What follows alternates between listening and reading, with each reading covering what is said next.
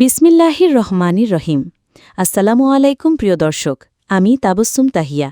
স্বাগতম আপনাদের রূপান্তর সংবাদে।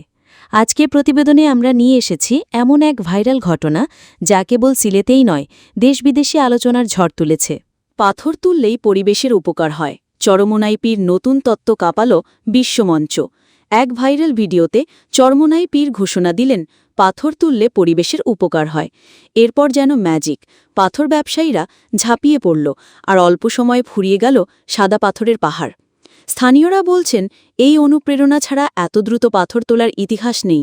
এমনকি গুজব আছে, জাতিসংঘের জলবায়ু পরিবর্তন সম্মেলনের কিছু পরিবেশবিদ নাকি বলেই ফেলেছেন, আপনি গুরু, আমরা শিষ্য। অন্যদিকে দুদকও মাঠে নেমেছে।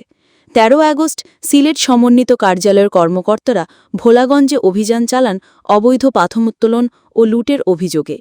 দুদক বলছে, প্রভাবশালী চক্র ও কিছু রাজনৈতিক ব্যক্তির যোগসাজশে বছরের পর বছর রাষ্ট্রের সম্পদ লুট হয়েছে।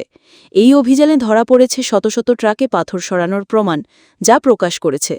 দর্শক, চরমোনাই পীর সৈয়দ মোহাম্মদ রেজাউল করিমের বক্তব্যগুলো শুনে নেন। দেখেন, আজকে আমরা সিলেট পাথর উত্তোলন সমিতি নিয়ে এখানে বসছি। কেন? ২০১৯ সনে আওয়ামী লীগ ফ্যাসিস্ট সরকার ভারতের একটা এজেন্ডা বাস্তবায়ন করছে যে বাংলাদেশ থেকে পাথর তোলা যাবে না।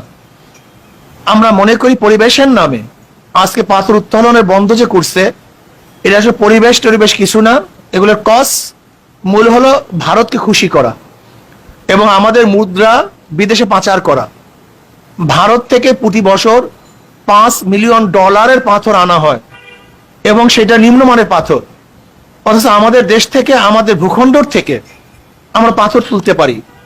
সেই ব্রিটিশ থেকে আজ পর্যন্ত ২০১৯ পর্যন্ত পাথর উত্তোলন হচ্ছিল, তখন পরিবেশ নষ্ট হয় নাই। হঠাৎ করে ২০১৯ সনে সব পরিবেশ নষ্ট হয়ে গেছে, এটা মানা যায় না। আমি মনে করি এটা ভারতের চক্রান্ত, এটা ভারতের ইশারায় করা হয়েছে। তারা যেন তাদের নিম্নমানের পাথর আমাদের দেশে বিক্রি করতে পারে। এর জন্য আমাদের পাথর তুলতে বাধা দিয়ে মাত্র তাদের ভিতর থেকে পাহাড় কেটে আমাদের দেশে পাথর তারা এক্সপোর্ট করতেছে। অথচ তাদের পাথরের পাহাড় কাটলে পরিবেশ নষ্ট হয় না, আর আমাদের নদীর থেকে পাথর তুলে পরিবেশ নষ্ট হবে কেন? বরং পাথর না তোলার কারণে পরিবেশ নষ্ট হয়ে গেছে। যেমন নদীগুলো ভরাট হয়ে গেছে, নদী ভরাট হওয়ার কারণে সেখানে বন্যা সৃষ্টি হচ্ছে। আপনি দেখেছেন যে সুনামগঞ্জ, সিলেটে কখনোই বন্যা হতো না, এখন বন্যা সৃষ্টি হওয়ার কারণটা কি? দ্রুত গতিতে পানি না নামার কারণ।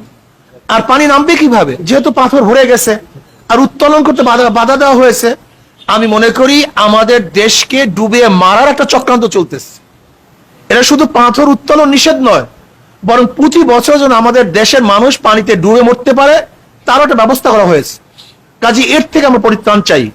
কোনো অবস্থাতেই পরিবেশের দোহাই দিয়ে আমাদের সম্পত্তিকে যারা বাধা দিবে এবং যারা আমাদেরকে ডুবিয়ে এবং চুবিয়ে মারার চেষ্টা করবে, এটা আমরা কোনো অবস্থাতে মানতে পারি না। আমি অন্তর্বর্তী সরকারকে বলবো, আপনি অচিরেই পাথর তোলার অনুমতি প্রদান করুন। আর যদি আপনি অনুমতি প্রদান না করেন তাহলে আমি মনে করব আপনিও ভারতের চাপে নতি স্বীকার করেছেন। যেহেতু এটা ভারত আমাদেরকে এই আইন করতে বাধ্য করেছে, এটা দেশি কোনো আইন হতে পারে না। দেশের লস করে, দেশের ধ্বংস করে, দেশকে ডুবিয়ে পরিবেশের দোহাই দিয়ে আজকে পাথর উত্তোলন বন্ধ করার আইন, এটা বাংলাদেশের স্বার্থ হতে পারে না, বরং এটা ভারতের স্বার্থই হতে পারে।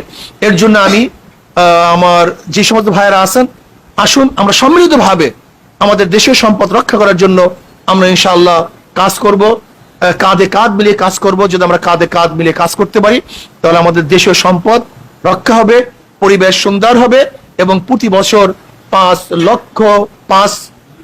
5 বিলিয়ন ডলারের পাথর আমদানি করতে হবে না এবং প্রতি বছর পানিতে ডুবে মরতে হবে না এবং হাজার হাজার লক্ষ লক্ষ মানুষের কর্মসংস্থান হবে এবং আমাদের দরিদ্রতা মোচন হবে, আমাদের অর্থনৈতিক চাঙ্গা হবে। কাজে আল্লাহ আমাদের সবাইকে একই সাথে এই কাজগুলি করার তৌফিক দান করেন। প্রিয় দর্শক, পাথর উত্তোলন নিয়ে এই বিতর্ক শুধু সিলেট বা বাংলাদেশ নয়, আন্তর্জাতিক পরিমণ্ডলেও নজর কেড়েছে। চরমোনাই পীরের মন্তব্য থেকে শুরু করে দুদকের অভিযান, সবকিছুই যেন এক নাটকীয় ঘটনা প্রবাহের অংশ। আপনারা কি মনে করেন পাথর উত্তোলন কি সত্যিই পরিবেশের উপকার করে নাকি এর পেছনে রয়েছে লুটপাটের চক্র? আপনার মতামত জানাতে ভুলবেন না কমেন্টে। প্রিয় দর্শকগণ, আজকের ভিডিওটি এখানেই শেষ করব। আপনি যদি আমাদের কাজ পছন্দ করেন তবে দয়া করে চ্যানেলটি সাবস্ক্রাইব করুন। সাবস্ক্রাইব করার পরে বেল বাটনে চাপ দিন যাতে নতুন ভিডিও প্রকাশিত হলে আপনি প্রথমেই জানতে পারেন। এছাড়াও আমাদের ফেসবুক পেজে লাইক ও ফলো করতে ভুলবেন না যাতে আপনি আমাদের প্রতিদিনের আপডেট পেতে পারেন। আপনাদের সমর্থনই আমাদের শক্তি। আপনারা থাকুন আমাদের সঙ্গে, আমরা থাকব আপনাদের জন্য। আল্লাহ হাফেজ।